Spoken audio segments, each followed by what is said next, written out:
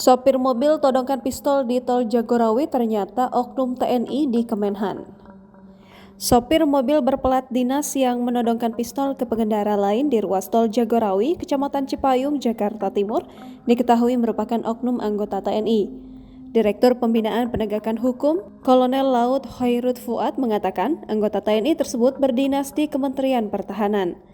Fuad menuturkan bahwa yang bersangkutan saat ini sudah diamankan oleh pihak Kemenhan.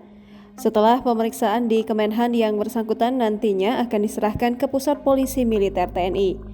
Diberitakan sebuah video merekam aksi penodongan senjata api oleh pengendara mobil di ruas tol Jagorawi, Kecamatan Cipayung, Jakarta Timur viral di media sosial. Dalam video yang beredar, tampak pengendara mobil berplat dinas awalnya hendak menyalip mobil pribadi melalui bahu jalan di sebelah kanan.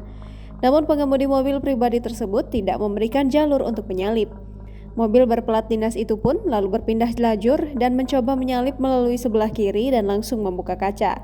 Sesaat kemudian, sang pengemudi terlihat mengeluarkan benda diduga pistol dan menodongkannya ke arah pengendara di sebelahnya.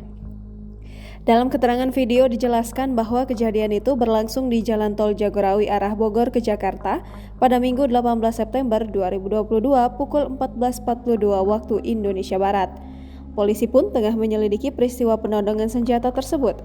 Kepala Induk Patroli Jalan Raya Tol Jagorawi AKP Budi mengatakan bahwa sampai saat ini pihaknya belum menerima laporan korban atau pihak yang merasa dirugikan dalam peristiwa tersebut.